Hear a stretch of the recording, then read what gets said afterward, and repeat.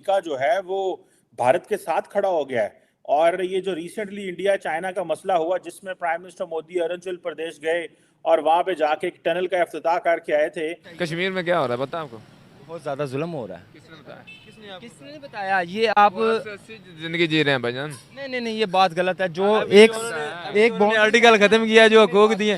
तो चाइना ने स्टेटमेंट दी कि नरेंद्र मोदी को वहां नहीं आना चाहिए था। तो जिस पे आज अमेरिकन ने कल ये कहा है कि ये इंडिया का एरिया है और इंडिया को हक है कि वो जिधर मर्जी जाए, कि ये हुकूमत उल्टी भी लटक जाए। ये महंगाई को कंट्रोल नहीं कर सकती, आइंदा भी नहीं कर सकती, उसके बाद वाली भी नहीं कर सकती। मोदी जॉनसन इस दुनिया का लीडर बन चुका है, वो सिर्फ इंडिया का लीडर नहीं है, क्योंकि हर बंदा जानता है कि मोदी की कितनी पावर है इंडिया के अंदर, उसने इंडिया को किस तरीके से। चाइना को जो रिजर्वेशंस थी उस पर वो समझते थे कि उस टनल की वजह से ट्रूप्स का बॉर्डर पे फ्रंट पे आना जो है वो स्पीड अप हो जाएगा। उन्हें एतराज था। मसला ये है कि हमारी एलीट ने एक पट्टी पढ़ाई हुई है आम आवाम को कि कश्मीर पाकिस्तान की शाहराग है। पाकिस्तान की शाहराग कश्मीर नहीं है, बलोचिस्तान है। उसका हाल देखें जाके। आप कश्मीर को बना रहे हैं, कश्मीर को आप क्या दे सकते हैं? कश्मीर हमसे अच्छे हालात में जिंदगी गुजार रहे हैं। जिस मुल्क की जमीन 22% जमीन 1% आदमी के हाथ में हो, वहां चंद दिन पहले हमारा प्रोग्राम था कि कितने अरबों खरबों रुपया उनकी ये मराहत पे चला जाता है एक छोटे से तबके की। और दूसरा आपने देखा होगा कि अग्नि 5 का तजर्बा किया गया और उसके बाद 10,000 ट्रूप्स मजीद बढ़ाए गए भारत की तरफ से। वो एक जो सेक्ट बना हुआ था कि इंडिया कभी तरक्की नहीं कर सकता, उसने मोदी ने अपनी 2 गवर्नमेंट्स के अंदर इंडिया को ऐसी तरक्की दी है कि पूरी दुनिया के जितने लीडर सबकी नजर अब इंडिया के ऊपर। जंगों की वजह से खाया है। कुर्बानी कौन सी दी है? वही तो वो अफगानिस्तान में जंग लग जाती थी, पहले रशिया आ गया। पहले मसला ये, पहले रशिया आ गया, हम डॉलर खाते रहे। तुमने किया कोई नहीं। सियासत एक फुल टाइम बिजनेस है, होल टाइम जॉब है। तुम्हारे जितने कजन हैं वो सारे उन्होंने कारोबार किया, उनकी भी ग्रोथ हुई है, लेकिन कहाँ तुम्हारी ग्रोथ, कहाँ उनकी ग्रोथ? तो वजह क्या है? ना को जो रिजर्वेशंस थी उस पर वो समझते थे कि उस टनल की वजह से ट्रूप्स का बॉर्डर पे फ्रंट पे आना जो है वो स्पीड अप हो जाएगा। उन्हें एतराज था। और दूसरा आपने देखा होगा कि अग्नि 5 का तजर्बा किया गया और उसके बाद 10,000 ट्रूप्स मजीद बढ़ाए गए भारत की तरफ से। और दूसरी तरफ से कराकरम रीजन के अंदर उन्होंने वहां पे लाइव एक्सरसाइजेस की एंटी एयरक्राफ्ट अग्नि 5 का जो उसको उन्होंने काउंटर करने के लिए। इन सारे अंडर गिवन सर्कमस्टांसेस। और फिर उसके बाद मैं एक और बात यहाँ पे ऐड करना चाहूंगा। आपको याद होगा कि शायद कुछ दिनों पहले अमेरिकन, हमने भी बल्कि बात की थी कि अमेरिकन इंटेलिजेंस ने कहा है कि जी इंडिया चाइना कॉन्फ्लिक्ट हो सकता है। और आज उनकी ये सपोर्ट करना, चीमा साहब ये ज़हन में रखें कि इस वक्त अमेरिकन ये चाहती हैं कि उनकी जंगें कोई और लड़े।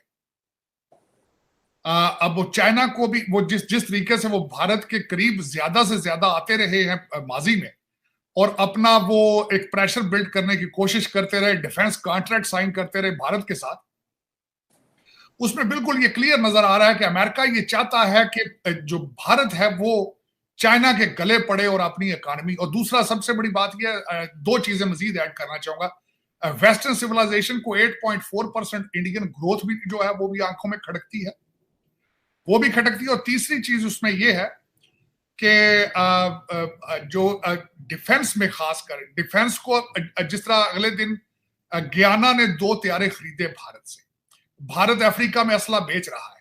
तो आप इस वक्त अमेरिका, जो भारत है वो अमेरिका का कंपटीशन बन चुका है।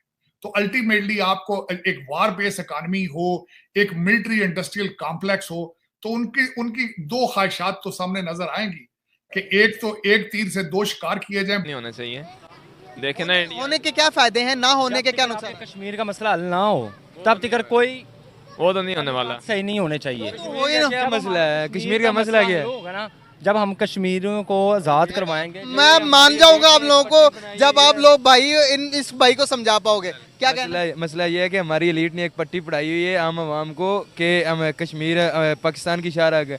पाकिस्तान की शाहराग कश्मीर नहीं है, बलोचिस्तान है। उसका हाल देखें जाके। आप कश्मीर को बना रहे हैं, कश्मीर को आप क्या दे सकते हैं? कश्मीर हमसे अच्छे हालात में जिंदगी गुजार रहे हैं। पाकिस्तान हो गया, कश्मीर हो गया, सब मुसलमान भाई हम हैं।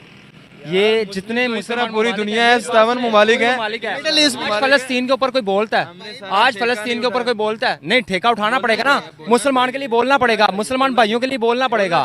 आज फलस्तीन के लिए कोई बोलता है, इतनी गैरत जो आज नहीं देती। हम कह रहे हैं गजा को सपोर्ट करना चाहिए, फलस्तीन को सपोर्ट करना चाहिए। फलस्तीन के बारे बोलो, आप कश्मीर के बारे में आप चले जाओ, आप जाके जंग कर रहा हो, आप क्या कर सकते हो? इंशाल्लाह मुझे मौका दें, अब क्या कर करूंगा। अगर मुझे हम सब जाना चाहते हैं, जंग वो वाली नहीं रही भाई।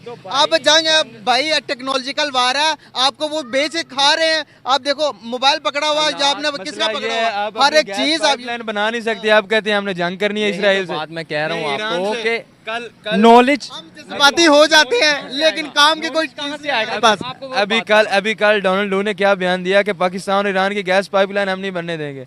अब इसके बहुत बुरे असरात मुरतब मरना चाहिए ना हमारे हुक्मरानों को, यही तो डूब के मरना चाहिए हमारे हुक्मरानों को। आप जंग करने के बजाय एक मिनट, ईरान वाले मुसलमान नहीं है।